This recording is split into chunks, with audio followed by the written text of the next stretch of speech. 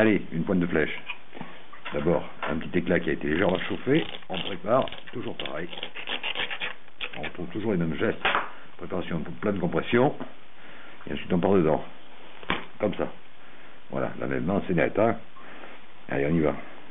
Comme ça. On régularise. Comme ceci. Bulle de percussion, il faut s'en débarrasser. Hop. Un peu de mal. Une petite concavité, c'est bon, on peut repartir dans l'autre sens. Allez, ma poule, dépêche-toi. Allez, on va préparer un petit plan de compression ici, comme ça. Voilà. Là. Comme ça, moi, je vais éliminer toute l'épaisseur qu'on voit ici. Et on part dedans. C'est vrai que j'aurais pu choisir un support un peu mieux adapté. Mais quelquefois, je n'ai pas de courage. Là. Et on continue. On dégage. Voilà, comme ça. On continue. Et on continue. Ce qui permet de redresser déjà. Dans un premier temps. On régularise un peu. Voilà. On fait sauter ça. Ça, j'ai une belle série d'enlèvements. Relativement été réalisé puisqu'on a une convexité très marquée. On va utiliser l'angle de rupture et les convexités. Voilà, on repart sur la préparation, comme ceci. J'ai bloqué. Pour l'instant, c'est pas grave. Je rebrousse, mais on réglera le problème plus tard. Oulon. Là, par contre, le problème est sérieux, là. Là. Et on part dans l'autre sens à nouveau. C'est vrai que par exemple, j'aurais pu choisir un éclat un peu plus profilé quand même. Allez. On continue. Ah, tu veux pas rentrer? Tu vas voir. On va changer l'angulation. Donc on va ouvrir l'angle pour pouvoir pénétrer davantage en profondeur. Ça, c'est une chose qu'il faut apprendre à faire lorsqu'on veut tailler les feuilles de laurier quand on veut rentrer justement en profondeur. Comme ça. Voilà, et là effectivement c'est complètement différent.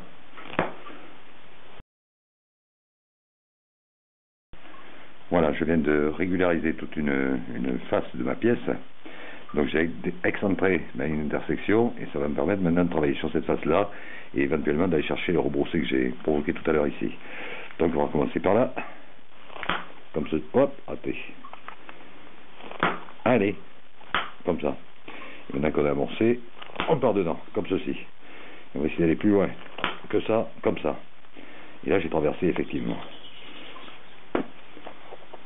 Pardon. Voilà.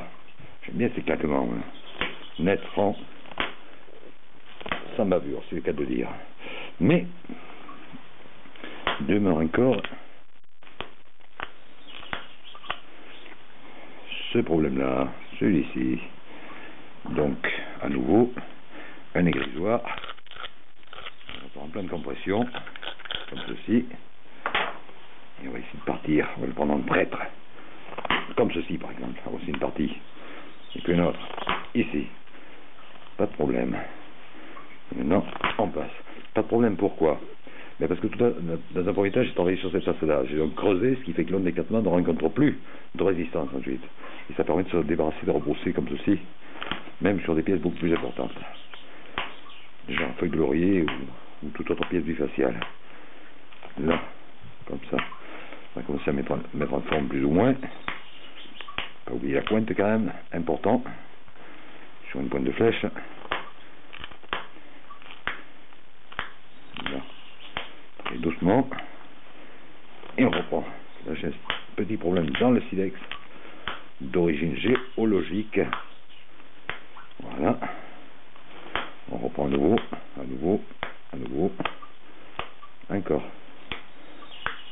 Je ne lui parle pas suffisamment aujourd'hui au silex.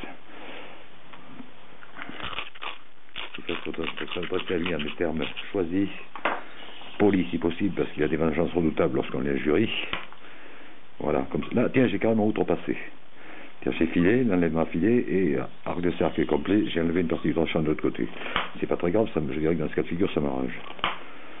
Une technique qui apparemment, on a pu l'observer lors de l'étude des pièces des feuilles de laurier au niveau de la doline sur Bergerac, où effectivement les solutaires ont utilisé cette technique-là pour créer le deuxième tranchant en travaillant à partir du premier tranchant. Et ça a été mis en évidence sur plusieurs feuilles de laurier.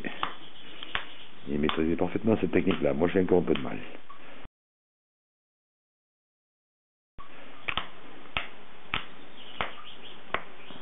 Voilà. Alors là, c'est la partie quand même un petit peu délicate, hein.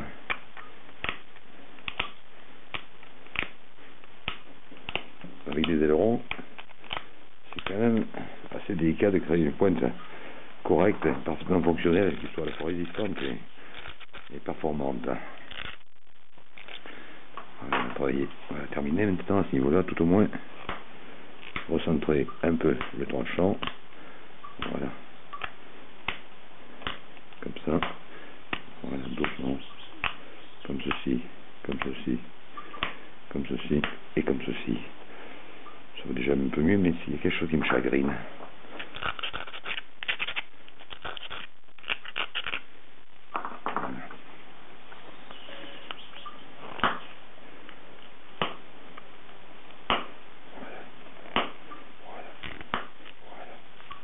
Voilà, voilà, et puis voilà. Ah, c'est pas mal. On peut mieux faire, mais on se contentera de ça. Oui, on peut mieux faire, quand même, nettement, là. Deux enlèvements effectués qui sont quand même majeurs. Voilà. Un premier sera celui-ci. Voilà. Et le second sera un peu plus difficile parce qu'il y a des fissures. Voilà. Il est gentil, le silex. Il est gentil. Encore un peu ici, encore un peu ici. Pas d'écrasement, s'il vous plaît. Donc on change l'angle d'attaque, tout simplement. Ah ben je crois qu'on était une partie quand même là, hein.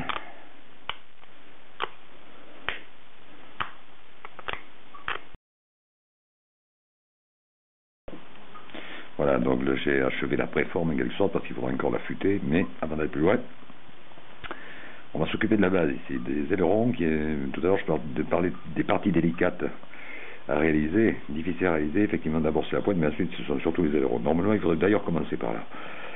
Et là, il faudra y aller tout doucement, rogner d'abord dans un premier temps pour créer une forme, pour régulariser la base plus exactement, comme ça. Voyons, encore un peu de ce côté-là. Voilà, ici, ici, ici, ici. Ensuite, on va retourner, on va continuer l'opération. Là, comme ça, très bien. Mais je dois tenir compte du fait que j'ai un petit manque de matière sur l'angle ici. Donc on va commencer par là. Comme ceci, comme ceci. Comme ceci et comme ceci. On va revenir vers l'axe de la pièce. On va rentrer un petit peu dedans, comme ceci. Oula, là j'ai l'inclusion. Alors ça va me poser problème. Je n'avais pas tenu compte, je n'avais pas vu celle-là, je n'ai pas vu arriver. Plus exactement, je ne l'avais pas remarqué. Et voilà. Et j'aime pas le bruit que je viens d'entendre, qui est un bruit d'écrasement et pas un claquement sec comme là par exemple. On va en faire encore un petit peu. Quitte à réduire un petit peu la largeur, mais ça c'est pas très important. L'essentiel à l'arrivée c'est la pièce, faut pas l'oublier non plus. Toujours pareil.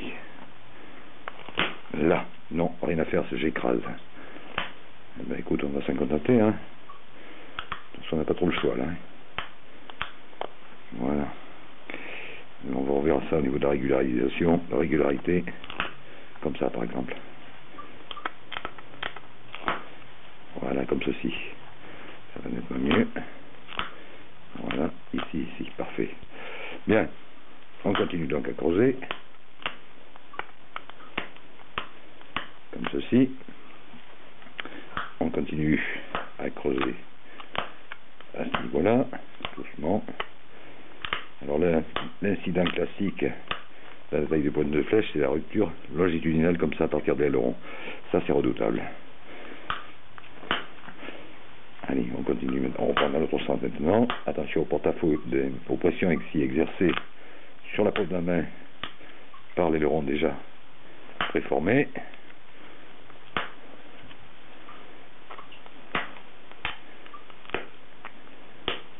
Comme ça. Allez, hop, pour être dans l'angle. Le jeu consiste surtout à ne pas arrondir. Alors, ce qu'on va faire tout de suite, avant d'aller plus loin, je veux dire, ne pas arrondir l'angle d'attaque. Très important. Là. Voilà, on réaffûte la pointe d'un cuivre. Et on reprend l'opération, comme ceci, comme ceci, comme ceci, comme ceci. Voilà. Stop. Et on repart maintenant là-dessus. Voilà.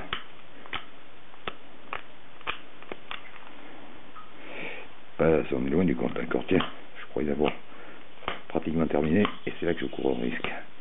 Je suis en train d'arrondir là tranquillement. Voilà, comme ça. Ça va, tiens, j'ai cassé l'extrémité du... Non, oui, un peu peut-être. De cet aileron, tant pis. On va raccourcir celui-ci pour l'occasion. Voilà. Et puis, mais il faut la terminer, hein. On n'a pas le choix, hein. On n'a pas le choix du tout. En conclusion, maintenant, on va polir le tranchant ici. Voilà, polir légèrement le départ. Des enlèvements. On va pas vite là-dessus. Allez, c'est bon. Et on creuse. Voilà, comme ça. Et puis comme ça. Et puis comme ça. Et puis comme ça. Et puis comme ça. Et puis comme ça. Et puis comme ça. Là. Oh, il va être redoutable. Si je la casse pas, bien entendu, c'est une autre histoire. Quelquefois, on m'a dit le mieux est l'ennemi du bien. C'est vrai. Mais quelquefois, on a envie d'aller un peu plus loin. Toujours plus loin. Et c'est comme ça qu'on se retrouve avec 2 pièces dans la main au lieu d'une. Parce qu'on a voulu aller trop loin et au-delà de ses possibilités, de ses capacités.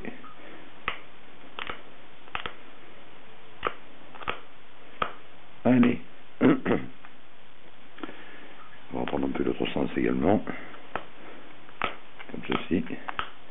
Et on affûte. On régularise le tranchant. Et on l'affûte pour l'occasion. L'avantage de ces 2 pointes, c'est que les tranchants en fait sont terriblement hémorragiques. Et les Indiens ont un proverbe, ils disent que l'animal est mort et qu'il ne le sait pas. Parce qu'apparemment, c'est vrai que quand on se coupe avec du silex, on ne sent pas grand chose sur l'instant. Mais dans l'immédiat, c'est vrai qu'on dit tiens, je me demande s'il y a du sang, je me suis coupé. C'est comme ça qu'on se rend compte qu'on a une belle entaille dans la main ou dans les doigts.